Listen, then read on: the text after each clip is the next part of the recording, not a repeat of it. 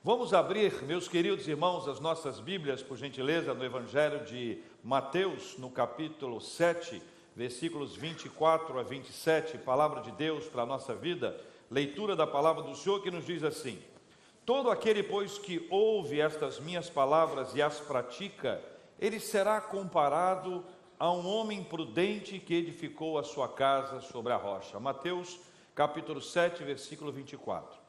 O 25 diz assim, se você achou, leia comigo. E caiu a chuva, transbordaram os rios, sopraram os ventos e deram com ímpeto contra aquela casa que não caiu. Por quê? Deixa eu te perguntar uma coisa. Por que é que não caiu a casa? Olha para o texto. Por que não caiu a casa? Toda pergunta que a gente faz, a gente pega a resposta da Bíblia, sabe? Para a gente não inventar. Porque nós somos muito criativos. A mente humana é criativa. Em algumas ocasiões nós achamos que a Bíblia não está boa, vamos dar uma melhorada. E a gente não precisa disso, a gente precisa da Bíblia. A Bíblia é absolutamente suficiente para a nossa vida. Qualquer teologia deveria, por óbvio, até por definição, ser fundamentada nas Escrituras. Qualquer doutrina deveria ser fundamentada nas Escrituras, mas a mente humana é muito criativa. Em algumas ocasiões nós pegamos um texto bíblico que está absolutamente claro e o transformamos para adequá-lo ao nosso bel prazer, para atender a uma necessidade nossa. Mas aí nós corremos um sério risco. Nós nos atendemos, ou seja, de alguma forma nós nos satisfazemos, mas ficamos com a nossa casa não construída sobre a rocha. Que é a sequência que Jesus conta. Versículo 26. E todo aquele que ouve estas minhas palavras e não as pratica, ele será comparado a um homem insensato que edificou a sua casa sobre a areia. Quem mora na Barra conhece a história de edificações com uso inadequado de areia. Versículo 27. E caiu a chuva, transbordaram os rios, sopraram os ventos e deram com ímpeto contra aquela casa, e ela desabou, sendo grande a sua ruína. Nosso assunto de hoje é cristãos praticantes. Cristãos praticantes. Jesus havia pregado o Sermão do Monte, capítulo 5, capítulo 6 e capítulo 7 do Evangelho de Mateus. Sermão do Monte, ou também conhecido como Sermão da Montanha. Ao finalzinho, no finalzinho, para concluir, para fechar, ele traz este exemplo, produzindo uma reflexão para aqueles seus primeiros ouvintes, que chega para nós hoje também como edificação. É como se a pergunta de Jesus fosse: o que vocês farão com tudo que vocês ouviram? A ideia é de que eles ouviram uma série de mensagens fundamentais e importantes para a construção da sua vida espiritual. E era possível que alguns deles, embora tivessem ouvido aquela palavra, eles colocassem aquela mensagem de lado, a rejeitassem ou simplesmente não se importassem com ela, não ligassem para ela, ou mesmo que alguns dos que estavam ali, vendo e ouvindo Jesus face a face, voaram em seus pensamentos. Você pode não acreditar, mas naquela época, enquanto alguém pregava, alguma pessoa voava. Você acredita nisso? Naquela época era terrível, gente. As pessoas eram muito dispersas. As pessoas dispersavam com tudo. Voava aqui um pássaro, ela dispersava. Alguém comentava alguma coisa: está com fome, aí eu também estou. Dispersava. Alguém falava assim: está com frio, também estou morrendo de frio. Falava, tá, e dispersava. Naquela época as coisas eram assim. Jesus traz uma palavra para deixar isso claro. O que é que vocês estão fazendo com o que vocês ouviram? Vocês estão praticando ou vocês estão apenas ouvindo? Jesus fez uma classificação objetiva entre seus ouvintes. Simples assim. Ele disse que existem os que ouvem e praticam, e existem os que ouvem e não praticam. Só isso. Classificação clara e simples. E aqui, tanto um quanto o outro ouvem, e eles são alcançados pela mensagem. De alguma forma, eles são alcançados, eles escutam a mensagem. Eu queria fazer um parênteses missionário, para dizer que existem no mundo muitos povos que ainda não conseguiram ouvir a mensagem. São aqueles famosos povos não alcançados. Pessoas que ainda não tiveram a chance, imagine bem, a chance de ouvir o Evangelho de Jesus Cristo. No mundo inteiro existem povos assim. A nossa igreja, preocupada com isso, ela é parceira de juntas missionárias. Vou citar pelo menos duas, só para exemplificar. A primeira é a Agência Presbiteriana de Missões Transculturais, que tem como foco de trabalho a obra missionária no exterior, e como ela é transcultural, ela também atua entre os povos indígenas no Brasil. Nessa área, existem missionários espalhados por várias partes do planeta. Vários missionários que deixam as suas casas, que deixam aquele convívio habitual do dia a dia, para servir ao Senhor nesses campos, para que essas pessoas recebam o Evangelho.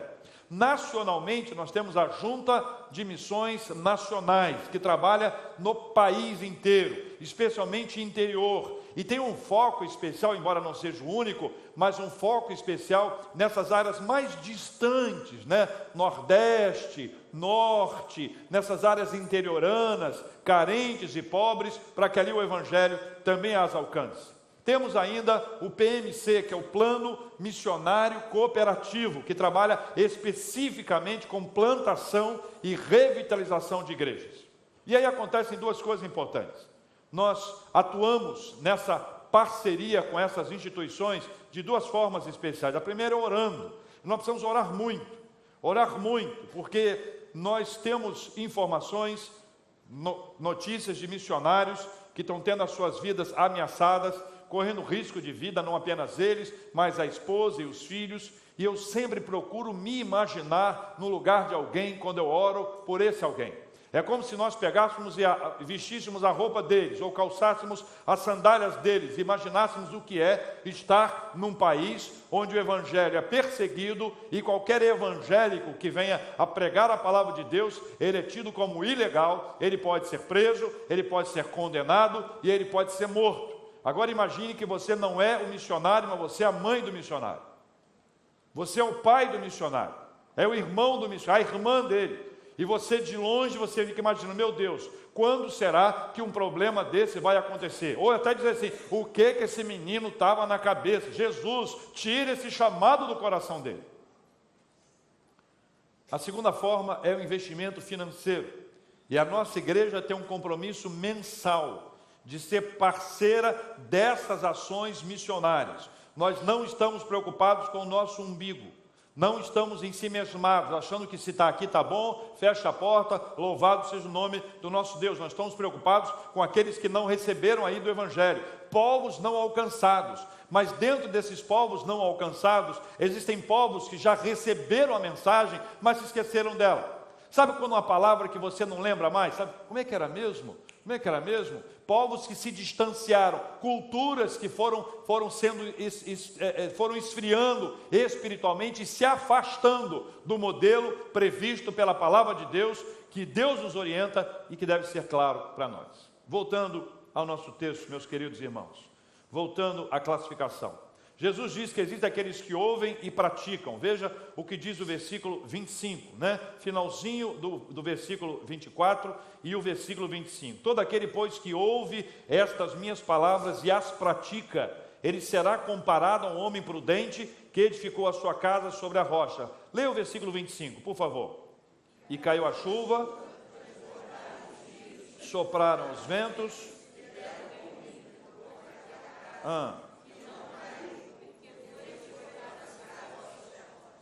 Eu pergunto a você, eu preciso da sua resposta. Em algum momento da sua vida espiritual, alguém te disse que aqueles que seguem a Jesus não passariam por aflições? Muita gente já ouviu, mas eu preciso dizer que a palavra de Deus, o Evangelho, nunca nos disse isso. Esse texto é mais uma prova, é mais uma evidência disso. Veja, quando a Bíblia diz que aqueles que edificaram sua casa sobre a rocha, o versículo 25 deixa claro, ainda que tenham edificado sobre a rocha, o que vai acontecer? Pode cair a chuva, pode transbordar os rios, podem soprar os ventos contra aquela casa.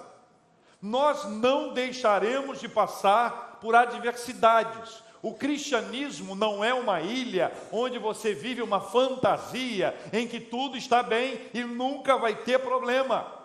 A Bíblia declara em diversas ocasiões os problemas que os cristãos precisaram enfrentar. Os primeiros cristãos viveram sob perseguição contínua. Quando você lembra da história e lembra do Império Romano perseguindo os cristãos, quando você se lembra que eles eram colocados nas grandes arenas e que os animais eram soltos para que os cristãos fossem mortos, em algumas ocasiões eram animais que iam lá para comer a carne e despedaçavam diante dos olhares atentos e felizes de um auditório que aplaudia e que queria mais. Em outras ocasiões eram animais grandes como elefantes que iam e pisavam, e aquele pisar era uma tentativa incessante de diminuir a fé, de aplacar de alguma maneira o crescimento do cristianismo, que a despeito de todas as perseguições continuou a avançar. Pessoas que viviam sob o risco contínuo de serem mortas, ainda assim elas preferiam a morte do que a morte espiritual. Pessoas que conheceram o Evangelho de verdade, e o Evangelho de verdade atuava dentro delas e não fora, somente. Não era uma questão de bem-estar social, emocional, físico, era algo espiritual. E quando há esse engajamento espiritual, nós conseguimos enfrentar todas as adversidades pela graça de Deus, porque estamos amparados pelo Senhor. Nunca podemos afirmar que não haverá adversidade. Nós oramos para que elas não venham. Nós oramos o tempo inteiro, mas nós sabemos que é possível que elas venham. A Bíblia declara isso de maneira óbvia, nos mostra essa realidade que aí está. Jesus então traz essa ideia, a casa nas palavras de Jesus, ela não caiu por um só motivo. Qual foi? Responda para mim com base nas Sagradas Escrituras. Qual foi o único motivo pelo qual a casa não caiu? Edificada sobre a rocha. E o ponto aqui, por favor, irmãos e irmãs, o ponto não foi quem construiu a casa. O ponto, claro, para nós, é aonde, em que base, em que fundamento essa casa foi construída. Em síntese, tome os ensinos de Jesus e coloque-os em prática na sua vida. Se você tomar os ensinos de Jesus Cristo e colocá-los em prática na sua vida, a sua casa estará edificada sobre a rocha. Não deixaremos de enfrentar as adversidades, mas pelo contrário, quando o vento soprar, quando os rios transbordarem, quando nós passarmos por momentos de grande chuva, nós vamos estar firmados. Deus vai nos deixar firmes e nós vamos vencê-los pela graça de Deus e para a glória de Deus. Sabe por quê? Porque em Cristo Jesus nós somos mais do que vencedores. A nossa vitória não se dá por conta de um empenho pessoal, mas em razão de estar edificando a minha casa sobre a rocha, e a rocha é o Senhor Jesus Cristo. Eu disse no comecinho que Jesus está concluindo o Sermão do Monte. Então ele começa o Sermão do Monte no capítulo 5, vai para o 6 e no 7, ele faz um apanhado para dizer, olha, eu expliquei tudo antes. Existem aqueles que me ouviram e que vão colocar em prática. Existem aqueles que me ouviram e não colocarão em prática. Para ajudá-los e para me ajudar, eu voltei ao texto para entender quais são esses ensinamentos, quais são as instruções que Cristo nos traz. E vou apresentá-los de maneira simples, na expectativa de sermos cristãos praticantes da palavra e não apenas ouvintes. Cristãos que seguem o Evangelho e que seguem a Jesus Cristo. Cristãos que trazem na sua própria vida, na sua própria história, na sua própria marca, no seu testemunho, no seu comportamento. E aqui não há nenhuma perspectiva de moralismo. A perspectiva de cristianismo. O que ensina a palavra do Senhor. Jesus, conversando com aquelas pessoas, ele falou sobre as bem-aventuranças, e as bem-aventuranças nos ajudam a entender a razão da nossa felicidade. Aonde mora a alegria de um cristão praticante? Aonde está? A nossa alegria não está na circunstância que passa, a nossa alegria está no Senhor, não é uma alegria forçada, sabe? Você tem que estar feliz, que é basicamente isso que as pessoas querem de nós hoje.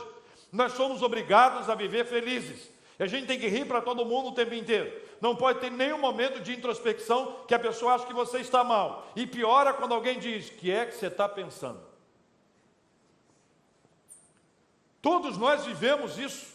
Mas o Evangelho, Jesus nos ensina sobre a felicidade que não é imposta pela nossa cultura, mas ela é sincera, ela é verdadeira, ela é interna, é uma alegria produzida pelo Senhor na nossa vida, veja, é uma alegria que não depende da circunstância, é uma alegria que não depende de estar tudo bem, é uma alegria que vem de dentro para fora, ela vem do alto para a nossa vida, é uma alegria extraordinária que só o Senhor pode compor para construir a nossa casa e edificá-la sobre a rocha.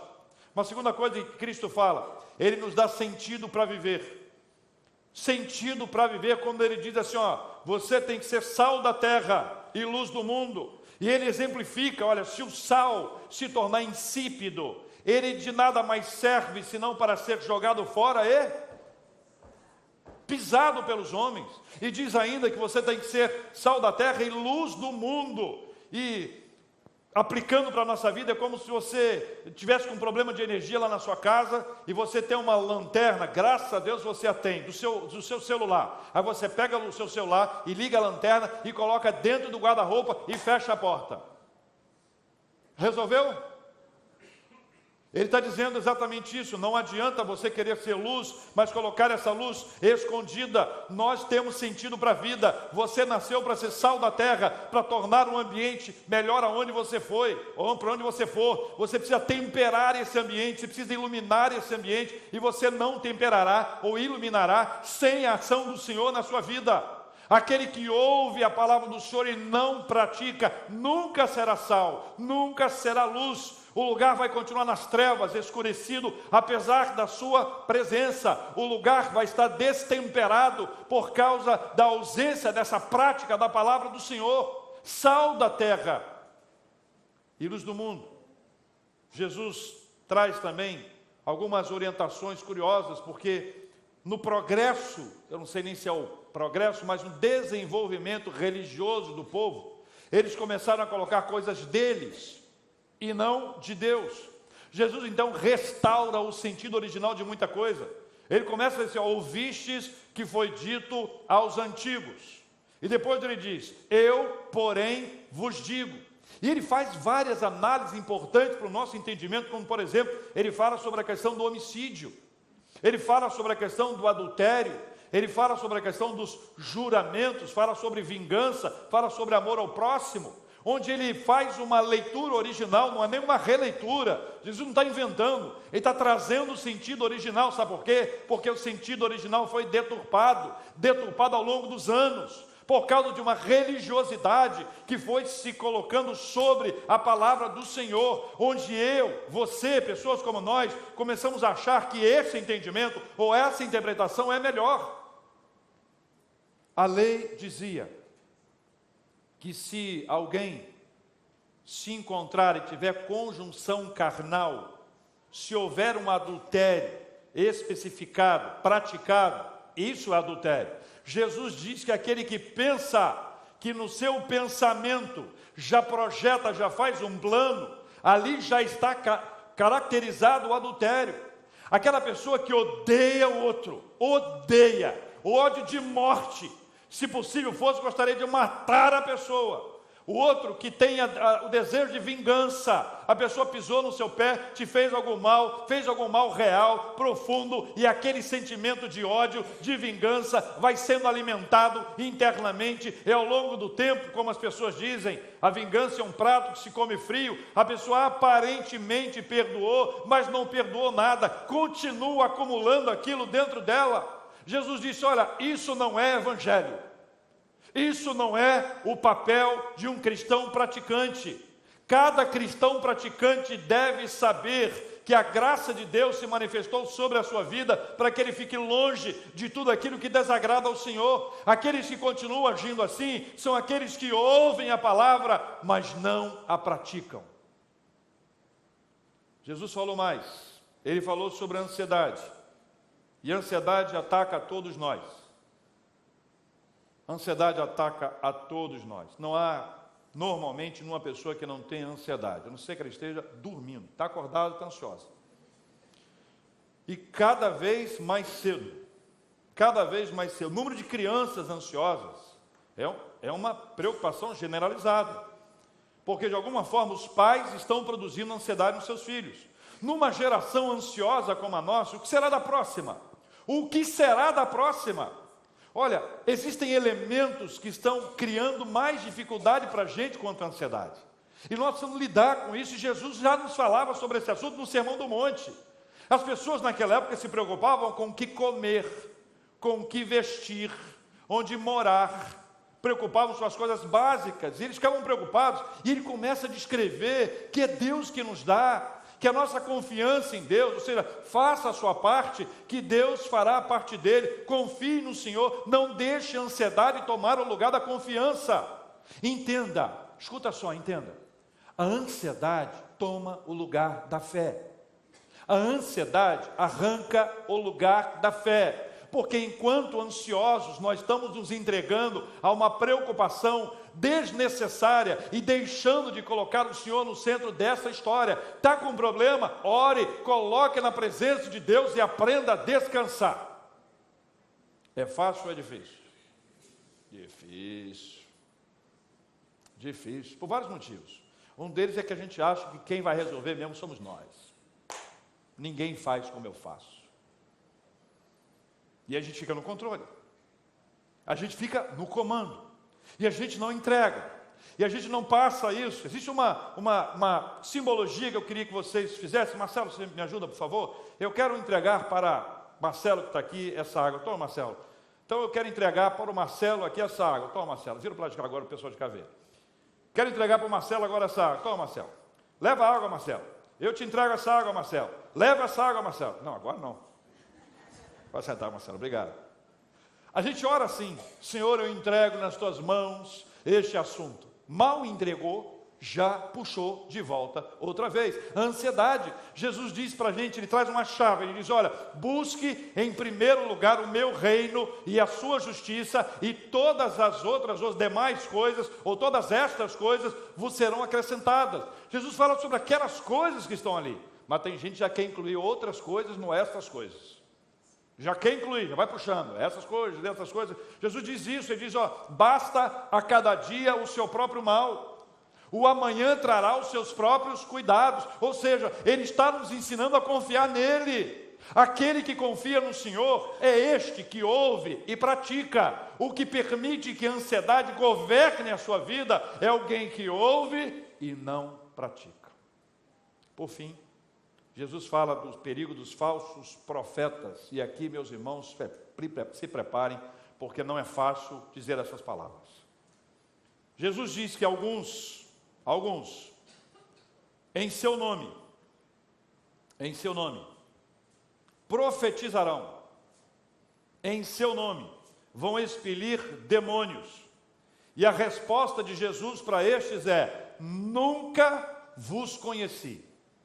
É assustador isso aqui.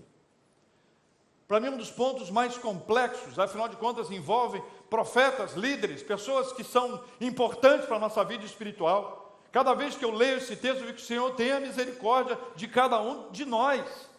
Porque quando a palavra de Deus é anunciada, é como se a pessoa fizesse, a gente costuma observar estes feitos como a caracterização de uma pessoa de fato comprometida com o Senhor. Mas Jesus diz: nunca vos conheci. É a palavra mais dura que alguém pode ouvir na sua vida, mas não pense que ela é aplicada somente aos falsos profetas, ela é aplicada a cada um de nós. É como se nós estivéssemos no grupo, mas nunca fôssemos parte da família da fé. Se nós estivéssemos engajados na igreja, mas não fôssemos igreja. É como se nós estivéssemos aqui como invasores, ou como espiões, ou como observadores, mas longe, distante do Senhor. Deus não quer isso para nós. Jesus deixa isso claro, para dizer: nunca vos conheci, é para que nós o conheçamos, porque a nossa caminhada com Ele faz com que nós sejamos conhecidos por Ele, porque Ele já nos conhece. Eu fico fascinado com o princípio bíblico da aceitabilidade, porque eu imagino a cena de me apresentar a alguém que eu admiro, uma pessoa famosa, uma pessoa importante, uma pessoa que é referência para a minha vida, e eu me apresento a essa pessoa e ela me chama pelo nome. Quando esta pessoa me chama pelo nome, eu digo: você me conhece? E ela diz: claro. eu já te conheço faz tempo. Quando essa cena acontece, é essa cena do relacionamento que nós temos com o Senhor, daqueles que ouvem e praticam, daqueles que vão aprendendo da palavra, que vão crescendo espiritualmente, que vão tendo a sua vida desenvolvida, a vida espiritual desenvolvida. Mas o outro lado disso, gente, é aquela pessoa que está, mas nunca foi, participou, mas nunca foi. E esse é o meu medo de viver e de perceber que esta é uma realidade possível que aqui está. Observe, meus irmãos, estes são os basilares do Sermão do Monte. De forma muito resumida e saltando algumas coisas preciosas. Mas eu tenho certeza que você vai querer ler esse texto bíblico, 5, 6 e 7 do Evangelho de Mateus, para identificar essas bases que Jesus fala, sobre essa construção que aqui está. Nós precisamos construir a nossa casa sobre as bases que Jesus Cristo nos trouxe, sob pena de quando vierem os ventos, a chuva e os rios transbordarem, a nossa casa ruir. Porque isso que acontece, Jesus disse na sequência, veja comigo o versículo 26. Todo aquele que ouve estas minhas palavras e não as pratica, ele será comparado a um homem insensato que edificou a sua casa sobre a areia. O que aconteceu? Caiu a chuva. Agora compare comigo o versículo 25 com o 27, tá bom? Caiu a chuva, olha o 25. Transbordaram os rios, sopraram os ventos, e deram com ímpeto contra aquela casa. E ela, lá no 25, não caiu. No 27, sendo grande a sua ruína. Lá no 25, porque fora edificada sobre a rocha. A comparação de Jesus é absolutamente simples. A nossa palavra hoje, enquanto cristãos, é que nós não sejamos apenas os cristãos não praticantes, ou os cristãos que são ouvintes, mas aquele que escuta a palavra e a coloca em prática, que leva a sério as Sagradas Escrituras, sob pena de vivermos sob as intempéries que são naturais para a nossa vida espiritual. E quando essas intempéries vêm, e quando o vento sopra forte, ou quando o rio sobe, ou quando vem a chuva, nós perdemos a referência e passamos a observar que, na verdade, a nossa vida foi edificada sobre a areia. Existem vários pontos, vários focos que podem produzir a destruição e a queda da nossa casa. Uma casa mal construída, mal edificada, corre risco de queda.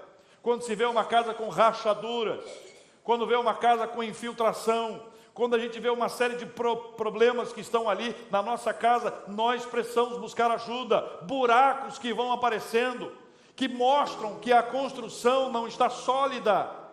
Nós sabemos quando a nossa vida espiritual não está sólida. Nós sabemos quando há buracos, quando há lacunas, e alguns deles, meus irmãos, nós só descobrimos quando vem o tempo da chuva. Nos dias de sol, está tudo bem. Nos dias de sol, problema algum.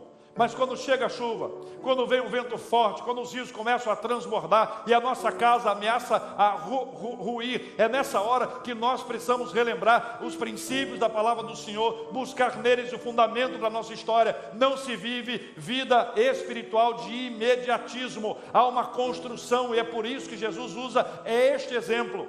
A analogia que ele faz da construção é para você observar que não é de uma hora para outra, não se aprende de uma hora para outra, é uma construção, e é uma construção de vida inteira, porque uma casa, para ficar de pé, ela precisa de manutenção. Se a manutenção não for feita, essa casa corre o risco de ruir.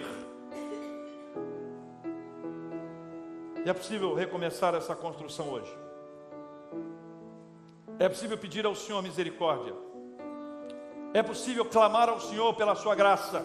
É possível pedir ao Senhor que haja sobre as nossas vidas. É possível pedir ao Senhor que nos oriente, que nos mostre, que governe a nossa história. Mas entenda uma coisa: você não é o centro dessa construção. Você não é o construtor, eu não sou o construtor, nós não somos protagonistas dessa obra, nós somos tão somente coadjuvantes. O protagonista é o Senhor Jesus Cristo, e se Ele não construir a sua casa, se Ele não te ajudar na construção, se você não edificar a sua casa sobre Ele, quando vierem os ventos, quando vierem a chuva, quando vierem os rios transbordando, a sua casa ruirá, porque ela foi construída sobre a areia.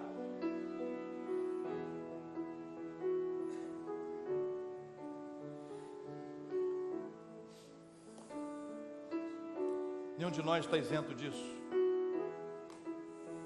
Nenhum de nós está isento de passar por uma dificuldade. Nenhum de nós está isento de passar por uma luta. Todos nós passamos por lutas e dificuldades. O que vai manter a gente de pé é a palavra do Senhor. O que vai manter a gente de pé é o Senhor.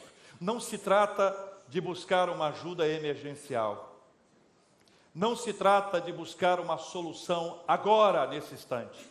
Mas se trata de uma ação sobrenatural e extraordinária de Deus construída ao longo de um tempo.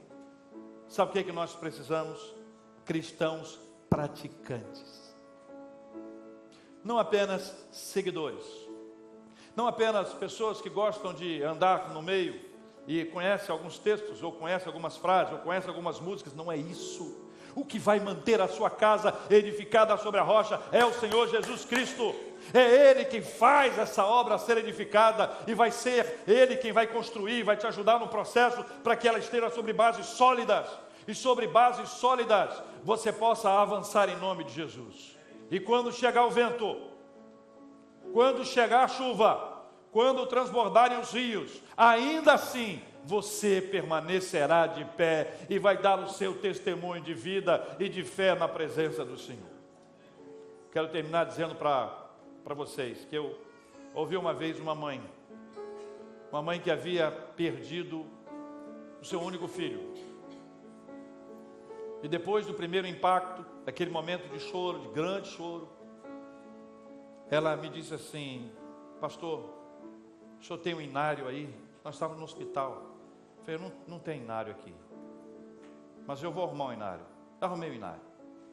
E ela me disse: abra aí o Castelo Forte. E eu, olhando para ela perplexo, abri o inário. Ela disse: canta comigo, pastor. Castelo Forte é o nosso Deus. Encontrei com uma outra mãe que havia também perdido, neste caso, a sua única filha. E depois de todo o momento de impacto, nós nos encontramos na porta do IML. E quando eu cheguei lá na porta do IML, eu fui ao encontro dela para abraçá-la. Ela me abraçou e disse: Júnior, Deus me deu, Deus tomou, bendito seja o nome do Senhor. Não adianta dizer que é uma mulher forte. Não adianta dizer que o primeiro exemplo é uma mulher forte. Não adianta dizer essas coisas, que não é isso. Elas não são fortes e não estavam fortes. Elas eram mulheres como você, menina. Eram seres humanos como nós, que sabe da dificuldade, da luta, da batalha, que chora, que sente dor, que sente falta, saudade, que sente todas essas coisas, mas eram duas meninas de Deus, cujas vidas estavam fundamentadas na rocha que é Jesus Cristo. Porque quando chegam as batalhas da nossa vida, se nós não estivermos amparados no Senhor, nós nos destruímos. É por isso que existe tanta autodestruição. É por isso que tantas pessoas estão atentando contra a sua própria vida. Casa não edificada sobre a rocha, momento de desespero, falta de apoio, de carinho, de um abraço, de um afago. Nós precisamos viver a realidade que a palavra de Deus nos diz. A felicidade e a alegria está no Senhor. Bem-aventurados são os que choram, porque eles serão consolados. A felicidade está no Senhor. Nós recebemos de Deus sentido para viver, sal da terra e luz do mundo. O Senhor nos disse, nos fez repensar toda maneira de encarar a vida: homicídio, juramento, adultério, vingança. O Senhor abriu os nossos olhos espirituais para observarmos todas essas questões e colocarmos a nossa vida ali sobre a rocha que é Jesus Cristo, e a vivermos na presença dele. Sabe por quê? Nos dois casos vem vento, nos dois casos vem chuva, nos dois casos os rios transbordam. Uma casa sobre a areia, ruína. Uma casa sobre a rocha ficará edificada para a glória de Deus, em nome de Jesus. Eu quero orar com você que reconhece pelo Espírito Santo de Deus que precisa de reparos nessa casa, que a sua casa tem buracos, tem infiltrações, tem rachaduras, que existe risco claro de queda dessa casa, você reconhece, porque o Espírito Santo está ministrando a sua vida, e eu quero orar por você. Eu quero pedir ao Senhor que pela sua graça e a sua misericórdia faça a Ele mesmo essa obra de restauração e te leve ao estado original, ao estado proposto pelo Senhor, para que o nome do Senhor seja glorificado e a sua vida seja abençoada. Enquanto nós estivermos cantando, eu gostaria de desafiar você a vir aqui à frente, que nós vamos orar juntos em nome de Jesus. Amor que é tão real que eu não posso expressar, paz tão inexplicável que não posso falar em chamas, pare mais fundo em chamas, pare além em chamas, pare mais fundo em amor. Amor, tu és o novo Pai, é quem tu és, é quem tu és, é quem tu és, sou amado por ti, é quem eu sou, é quem eu sou, é quem eu sou. Pedir para quem está aqui mais na frente, chegar um pouquinho mais para cá, abre espaço para quem está vindo ali, vem para cá, vem. Se você ficou de pé, venha, venha, venha. Vamos estar mais juntos aqui, mais pertinho, isso, mais pertinho. Isso, pode ir para as extremidades, mas se levantou, venha. Quero vocês aqui. Olha, deixa eu dizer para vocês. Quem disse para vocês que precisa haver reparo, não fui eu. Eu fui apenas usado como instrumento. Quem disse isso para você foi o próprio Deus. O Espírito Santo ministrou. Ora, pensem comigo, racionalmente. Se o Espírito Santo revelou isso a você, ele vai deixar você sozinho nessa obra? Hã? Se ele revelou, ele vai estar com você. Você não está dirigindo essa reconstrução. Você não é o protagonista dela. Você não é a personagem principal dessa história. Quem está reconstruindo é o Senhor. Ele nunca nos deixa. Mas Ele nos dá um manual. Como é que eu vou reconstruir? Está na palavra. Leia hoje Mateus 5, 6 e 7. Com cuidado, detidamente. Observe o quanto existem ali palavras, orientações e fundamentos para a nossa casa estar edificada sobre a rocha. Sabe por quê? A chuva vem, não vem? O vento sopra, sopra. Os rios transbordam, não transbordam. Mas uma casa está sobre a areia, a outra sobre a rocha. Ela fica firme, e ela fica firme pela graça de Deus. Pai, nós te agradecemos porque quem fala é o Senhor, o teu Espírito Santo. O Senhor é quem governa, o Senhor é quem nos toca, o Senhor é quem nos sonda, o Senhor é quem se revela a nós. E como fruto desta revelação do Senhor, aqui estamos nós, reconhecendo, assumindo de verdade, dizendo: eu preciso. Não há menores, maiores, mais importantes ou menos importantes, casas mais ou menos bem construídas. Nós precisamos desses reparos que só o Senhor pode nos dar. Em alguns casos, essa casa vai ter que ser edificada agora, porque ela nunca foi. Ela nunca foi edificada, era só uma aparência, era uma fantasia, era um holograma, era uma pintura, um desenho. Não havia parede ali, não havia teto, não havia fundamento, não havia nada. Era uma aparente religiosidade que nada tinha de espiritualidade. Nós precisamos da direção e bênção do Senhor, Pai. Não porque não queremos enfrentar as coisas, porque sabemos que as enfrentaremos, mas porque ao edificar a nossa casa, o Senhor vai morar conosco. Ao edificar a nossa casa, o Senhor vai morar na nossa casa. O Senhor vai ser o proprietário da nossa casa. Enquanto o proprietário da nossa casa, nós estaremos ali para servir ao Senhor. O Senhor é o Senhor da nossa casa.